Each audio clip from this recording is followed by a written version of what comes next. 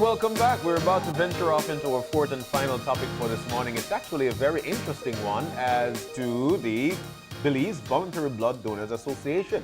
Now, World Blood Donors Day is actually today, June 14th, right? Mm-hmm. Okay, so I could extend that now. Kev, happy Blood Donors Day, bro. Thank you, John. Yes, sir. Now, in with us to talk about it is actually, we've got Ms. Doreen Madrill, who is actually a nurse. So welcome. We have Mr. Ronald Stewart, who is a treasurer, member, executive committee, Belize Voluntary Blood Donors Association. And Christy August is in with us this morning as well. She's actually a lab technician at Belize Healthcare Partners Limited. Guys, good morning and welcome. It's so nice to have you in. Yes, good morning. It's definitely a very harsh topic for us men, at least. Because giving blood simply requires that you get a needle in your hand. It's not like you could just point your finger and say, here you go, you've got some blood. It's all psychological. And I'll ride along that path with you. But let's talk about it. Belize Blood Donors Association. Yes, today, World Blood Donor Day. It's not a public and bank holiday, which I would like, but we celebrate it around the world. It's worldwide. Today is a day whereby we go and appreciate all our donors. We give a big thank you to them, because the voluntary donors are the ones that help us out most of the time. Yeah. Because if a replacement donor come in, they will donate a blood for somebody. But voluntary donors are donors who donate to the bank, who help me out in terms with road traffic accident, stab wound, and stuff like that. So I really give a big up to all our donors, but especially to the voluntary donors, because those are the ones that help us out. And if I understand it properly, the voluntary donors are those persons who, I don't have a sister or a brother who is ill. Just come in and donate voluntary to the bank. From my heart, to make sure I get into heaven, I give a little bit of my blood. You're giving life. Yeah. You're saving somebody's life. Yeah, and along that line, the theme that we're using this year, it's be there for someone else, give blood, share life. Wow, and I think that's a wonderful theme, because it represents us all, and I think that everybody, as much as you can, should eventually save a life. Now, in today's day and age, we hear so much about all the criminal activities that's going on, and that's unfortunate. Yeah. All the accidents. We've got better roads now, more accidents. Yeah. We've got a higher population, more victims to murders or different activities throughout the city negatively. How is that for you in terms of collecting blood? And do we see a rise in people who are donating? Yes, I do see a rise in people who are donating that's a blood. Good thing. Yes, but as what I said, replacement donor. Just as come in and donate for somebody, they're not donating to the bank. And that's what we're trying to stress upon today. Give blood voluntarily. What do you think accounts for? Because the focus is on voluntary, not on replacement donors. Replacement donors are the people who have somebody, an interest. Yes. My grandmother is in there, my wife is giving baby, my cousin has been shot. What do you think accounts for the reluctance of persons to come in voluntarily and give blood? I think, number one, sorry, because they're not educated from school. When you reach sixth form, nobody want to hear about condonate blood. But I think if they could put it in the curriculum and add at least 10 minutes, because donor who carry their children there to donate blood, I welcome them in. Yeah. And my dad giving blood when I turn 18, I want to give blood. And if the preschool could say that, they need to hear it more. Yeah. By the time they jump out of sixth form, straight to blood bank, they're going to donate blood voluntarily. Wait till when you reach sixth form, if you hear it, you need to hear it from small. One of the things when we began, John said about being reluctant, because it is an invasive process. A needle has to be inserted into your vein so that it could be taken out. But if you understand that there is no substitute for blood, absolutely none. Not with all the modern advances that medical technology has so far discovered. And so it is dependent on other human beings to do so. But if you understand the process and the difference it makes in the life of those persons who you may never get to know, because being a volunteer donor I have been doing it for 23 years now. Wow. And it's something that practically every 3 months. Yep. I have been doing that. And when I give, I don't think about, well, I know it is beneficial to whoever will get it. Of course. And so it's also beneficial to me, for me, because if you don't donate blood and your body is changing those cells every so often, so your body has to work to destroy the old ones and to create new ones or to make new ones. So why not give once you're able, once you meet all the criteria and make the difference in someone's life? You may never meet that person, but that person is connected to others who love them. Of course. And so whether it's somebody who has been a victim of shooting or stabbing or a road traffic accident, they might not be anybody that I am familiar with or know, but they are connected to people. And so it is important for us to give. You spoke about it being invasive. And one of the reasons I'm talking about some of the inhibitors is because I'm hoping we can address them so we can have an increase. Right. And so I know one of the issues for people, apart from the invasiveness of it, the physical invasiveness, is the fear. Because one of the reasons I like it is because it's a free health check. Yes. We could have all the blood drives and at a private sector, but nobody comes. Yeah. But the minute midnight we get an accident, the entire family is there but wants to donate midnight. Yeah. So we encourage people, I encourage people that goes to the private hospitals. We do work with Nurse Madrill at the blood bank to do blood drives. We have several blood drives coming up for over the next 3 months. And I encourage people, if you're not a donor, to become a blood donor to help save a life. But I want to just, because where I was going with that is when the blood comes in, you get the benefit of the lab looking at it to see if it is okay to be able to be donated. So that if I come in and I give my blood and you check it at the lab and We it don't passes do blood. We don't do the screening. We do second screening. The first screening goes through blood bank. Then we get it. We still do compatibility testing with the actual person it's going to. But we don't take the blood and do. Nurse Madrill does all of that. So we invite her over and we do our blood drive. There's not a blood drive without her. And then she takes the blood and we request the blood from her. Then we get our supply from after the screening. So there are two benefits. One is they check it to make sure that it's clean. Yes. Right. I don't know if it's the proper word. Right. Yep. But the other benefit Safe. too, safe. Blood. But the other benefit too is that you get to know your blood type. So if you are ever in an emergency situation, they don't have to do the test first. I wonder what John is. I'm O negative. Well, I can just go to the blood bank. That's to know your blood grouping, what your blood type is.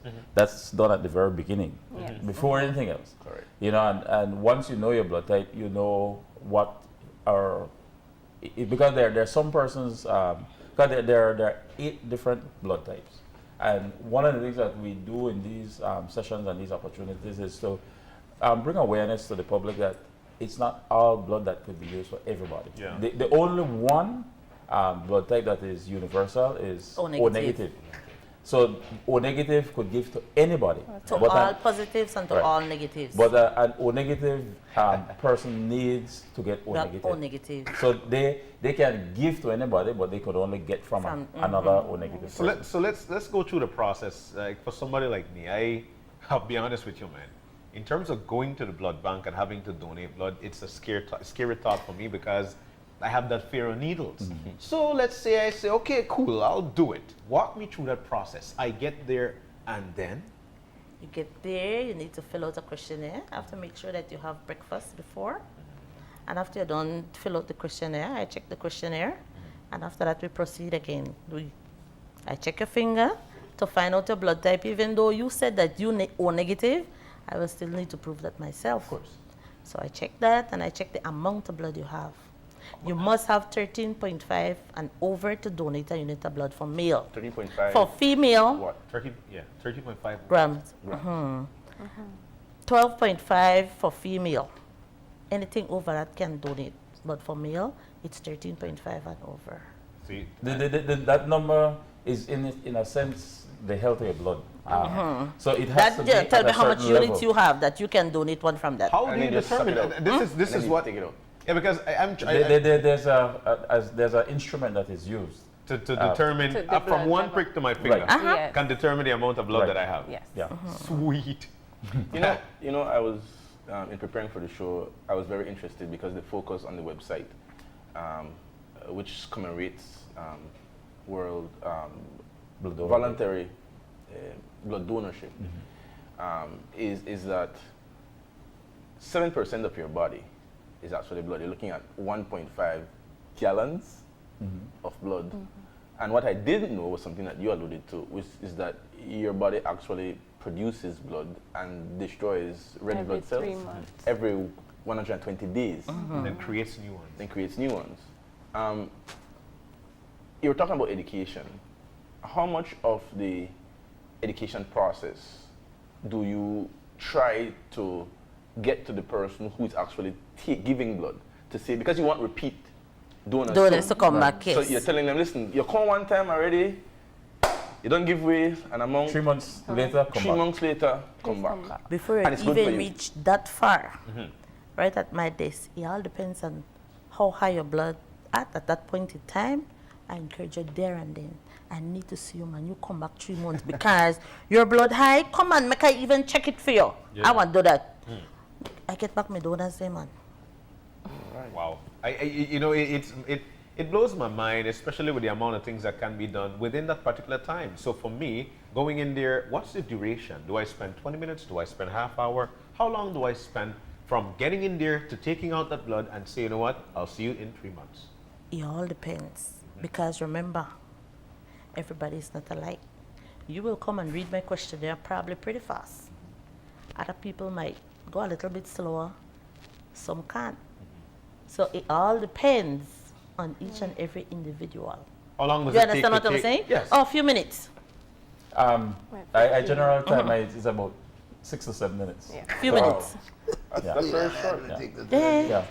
Few minutes, especially if you And have a one good of the things, vein. when you're giving a donation, you use the ball to pump and it That's an expresses it extra quicker. push. Okay. Because apart from your heart beating and creating the pressure to pump out the donation into the bag.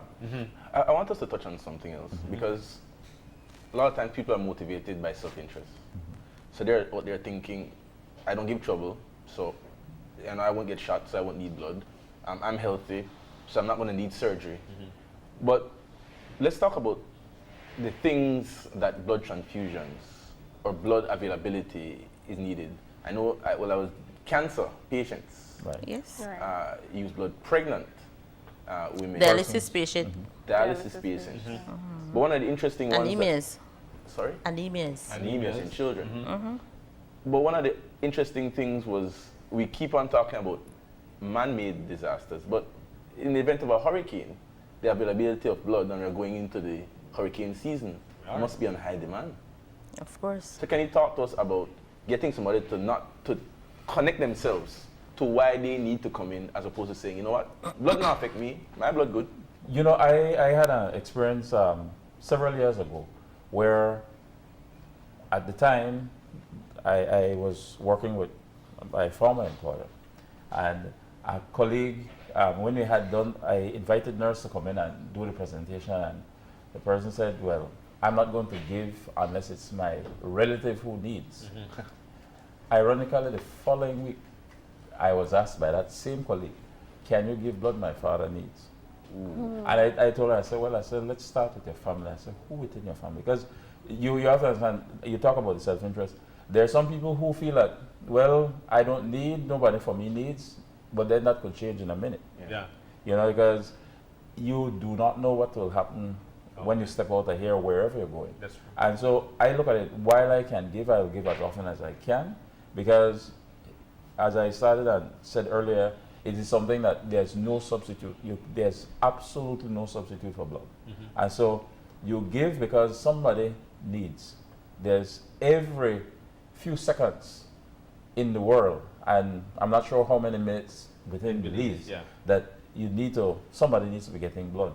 And think about what it would be like if there's no supply, Yeah. or there's a shortage in supply, because it comes from us and it goes to those who need it. And one of the things that is involved in the process to safeguard both the donor and the recipient. Both, well, the donor has to be in the best of health to ensure that you don't have a sore throat, you're not battling with a flu or anything like that, because as it was said, your blood is your defense mechanism. And so if you cannot give in those instances, but once everything is okay, you give, you help somebody, and you never know, there might be persons who I have met over the years since I've been giving that has received. I don't know, they don't know, but I simply continue to give because I look at it, maybe at some point in time I might need, but I'm not looking at it simply because that's a possibility. I look at it simply the fact that there are persons who need. All right, so while we know what the process is, well, time is not on our side. My goodness, time is dwindling. But at the same time, let's talk about, and quickly, being that today is World Donors Day, what are the activities for today? Okay, for today we're having our AGM at ITVIT this evening. Okay. At what time? 6 o'clock. 6 o'clock. Can we give blood at that time? No. It's politics today, not Politics today. Any final words? Because can I ask one question, sure. which is on media, John? Yes. Which is, it must have an expiration date. 35 days. 35 Yeah, one days. blood and last 35 days. Wow. So That's the reason why we have a quick turnover. yes. And Thank you for that. because when people come to me and say, oh, nurse, they donate blood for me 3 months ago, come on. One time they used to give the recipient 1 year. It cut down to 6 months, 3 months. Now it's only for 30 days. 30. One blood lasts for 30 days whenever somebody donates and you need a blood. It's only fair. Blood bank is at loss all the time. Yeah. Wow. Well, thank you. Because Guys. one blood on the last 35 days, the turnover is so fast. And especially if we have a gunshot or a stab wound, and those people use 8, 9, 10 units of blood from us, and especially if that person dies, that blood dies. Nobody come and replace the blood. That's why we always short. That's eye-opening there because one person would require 10 pints, up to 10 More. pints or more. It just depends on the And severity the condition. of the injury. wound, yeah, and, and then we're still reluctant in wanting to give. Yep. Wow. Can I close off asking these two final questions because all over the country are watching the show. Where can they go if I live in Punta Gorda or in Corozal? At the lab, at the hospital lab. Where? In Belize City, you come to the blood bank. So at the But region- every district have a lab. You okay. donate And right in- there. And in Toledo, the Right at the hospital lab. Stan Right there. No, pan at the hospital, Stan Creek. Okay. And finally, what is the status of our reserve? I know if it was financial reserve, we're not in a good position. What are the reserve? What are they looking at? Are we at crisis level? No. Are we? I have enough to manage. Okay. But one of the things that we continue to inform the public, it is important for everybody to understand. Things could be fine now. You could have one major accident and it Then puts when severe it's strain roughed on the system. So we want people to understand that all of us make the system work. And while voluntary donations are only 10% of what we receive at the bank, the objective or the aim, the goal is for us to get to 100% 100% voluntary donation, so that nobody has to worry be about putting blood. out on social notice. media that Yeah. they need Need donations. And they won't have to be calling me and say, I hear you're a donor, so please give. I say, I can only give once every 3 months. So after I give today or tomorrow, whatever That's it. is that time, I can't give again until 3 months. September, October for you. And And my final word, I just want to say a big thank you to all the donors, especially the voluntary donors. Big thank you. We really appreciate your donation. All right. And I'm thank you so encouraging you guys to come back and donate. All right, so Nurse Madrill, Senior Stewart, and Miss August, thank you guys so Thank much you for too. being in and sharing that with us. We've got to go. We'll take this final commercial break, and when we come back, we'll be wrapping.